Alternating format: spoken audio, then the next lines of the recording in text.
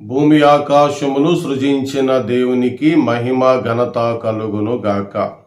ప్రభునందు సహోదరి సహోదరులకు మా ప్రేమపూర్వకమైన శుభాలు వందనాలు తెలియజేస్తూ ఉన్నాము. ఈరోజు అనుదినము బేతేలు మన్నా అనే ఈ కార్యక్రమానికి మిమ్మలను ప్రేమతో ఆహ్వానిస్తున్నాము. ఈ కార్యక్రమం ద్వారా మీరు దీవించబడవచ్చు. అనుదినము సత్యవాక్యాన్ని మీ జీవితానికి అన్వయించుకొనవచ్చు. రండి, ఆదికాండము 2వ అధ్యాయము. ఆకాశమును భూమియు వాటిలోనున్న సమస్త సమూహమును సంపూర్తి చేయబడెను. దేవుడు తాను చేసిన తన పని 7వ దినములోగా సంపూర్తి చేసి తాను చేసిన తన పని అంతటి నుండి 7వ దినమున విశ్రమించెను. కాబట్టి దేవుడు ఆ 7వ దినమును ఆశీర్వదించి పరిశుద్ధపరిచెను. యాలయనగా దానిలో దేవుడు తాను చేసినట్టు సృజించినట్టు తన పని అంతటి నుండి విశ్రమించెను. చదవబడిన లేఖనము మన వినికిడిలో ప్రభువు దీవించును గాక. మనము మొదటి వచనములో నుండి కొన్ని క్లుప్త వివరణలు పొందుకుంటూ వచ్చాము. మొదటి అధ్యాయములో సృష్టి 6 దినాల్లో సిద్ధపరిచినట్లుగా చూస్తున్నాం.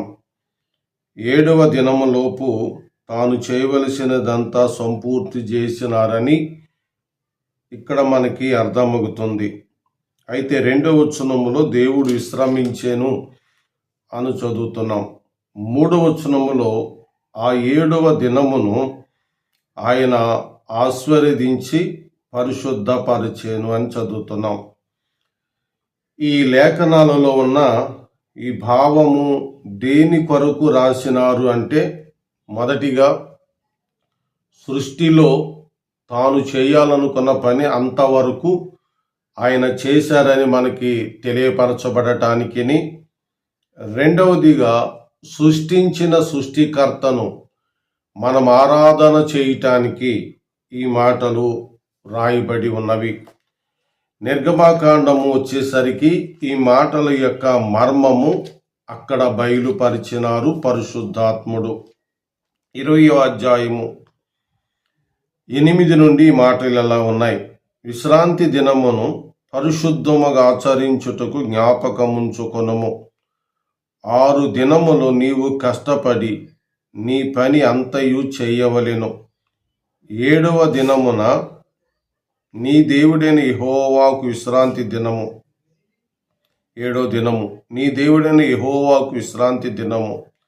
దానిలో నీవైనను నీ కుమారుడైనను నీ కుమార్తె అయినను నీ దాసుడైనను నీ దాసి అయినను నీ పశువైనను నీ ఇండ్లలోనున్న పరదేశి అయినను ఏ పనియు చేయకూడదు. 6 దినములు యెహోవా ఆకాశమును భూమియు సముద్రమును వాటిలోనే సమస్తమును సృజించి 7వ దినమున విశ్రమించెను. అందుచేత యెహోవా విశ్రాంతి దినమును ఆశీర్వదించి దాన్ని పరిశుద్ధపరిచెను. కాబట్టి ఈ 6 దినాలు కష్టపడాలి. 7వ దినమున ఏ పని చేయకుండా దేవునికి పరిశుద్ధ దినముగా ఆచరించాలి అనే మాట ఇక్కడ మనం తేటగా చూస్తున్నాము. ప్రభునందు ప్రియులారా, మన ప్రభువుని ఆరాధన చేయాలి. ఎలా ఆరాధన చేయాలి? ఎలాగ సేవించాలి? మన దేవుడు ఆత్మ గనుక ఆరాధించువారు ఆత్మతోనూ సత్యముతోనూ ఆరాధించాలి. దేవుడు ఆత్మ గనుక ఆయనను ఆరాధించువారు ఆత్మతోనూ సత్యముతోనూ ఆరాధింపవలెననెను మన ప్రభువు చెప్పినారు. అయితే యథార్థంగా ఆరాధించువారు ఆత్మతో సత్యముతో తండ్రిని ఆరాధించు కాలము వచ్చుచున్నది, అది ఇప్పుడే వచ్చి ఉన్నది. తన్ను ఆరాధించువారు అట్టివారే కావాలనని తండ్రి కోరుచున్నాడు. పూర్వము నుండి క్రొత్త నిబంధన వరకు ఆయనను ఆరాధించుటకు ఆత్మతో సత్యముతో ఆరాధన చలపాలని, అలా చేసిన వారే ఆయనకి కావాలని ఆయన కోరుకుంటున్నారని ప్రభువైన యేసుక్రీస్తు వారు ఆరాధన మర్మము తెలియచేయబడింది. మోషే ద్వారా ఆరాధించటం అనే రోజు పరిశుద్ధపరచబడిన రోజుగా, ఆశీర్వదించబడిన రోజుగా కనబడుతూ ఉంటుండగా యేసు ప్రభు ద్వారా ఆ ఆరాధన ఎలా చేయాలి అనేది చాలా లోతైన భావముతో చెప్పటము జరిగింది. కాబట్టి రోమాపత్రిక 8వ మొదటి అధ్యాయము మనము 18 నుండి 23 వరకు మీరు చూస్తే, ఈ ప్రకృతిని ఆరాధన చేయకూడదు. అలాగే 25 ఇలా రాశారు, అట్టివారు ప్రకృతిని ఆరాధించువారు, అట్టివారు దేవుని సత్యమును అసత్యమునకు మార్చి, దేవుని సత్యము అసత్యమునకు మార్చి సృష్టికర్తకు ప్రతిగా సుష్టమును పూజించి సేవించిరి. సత్యాన్ని అసత్యానికి మార్చేసేవారు సృష్టికర్తను మానేసి స్వస్థమును పూజించేవారుగా ఉన్నారు. కాబట్టి ఆయన ఎవరు అనంటే, యుగ యుగముల వరకు ఆయన స్తోత్రార్హుడై ఉన్నాడు. ఆమేన్. ఆయనకి ఘనత కలుగును గాక. ఆయన యుగ యుగములకు స్తోత్రార్హుడు. కాబట్టి కలగ చేసిన సృష్టమును కాదు, పైనున్న ఆకాశమందునే గాని, క్రింద భూమి యందే గాని, భూమి క్రింద నీళ్లయందే గాని ఉండు దేని రూపమునైనను చేసుకొనకూడదు, వాటికి సాగిలపడకూడదు, వాటిని పూజింపకూడదు. కాబట్టి ప్రియులారా, నీవు ఈ మాటలు వింటున్నా నీవు పాపివి. మొదటిగా నీ పాపము నీవు యేసు ప్రభు ఎదుటై ఒప్పుకోవాలి. పాపము వలన వచ్చు జీతము మరణం, అయితే దేవుని కృపావరము మన ప్రభువైన యేసుక్రీస్తు నందు నిత్య జీవము.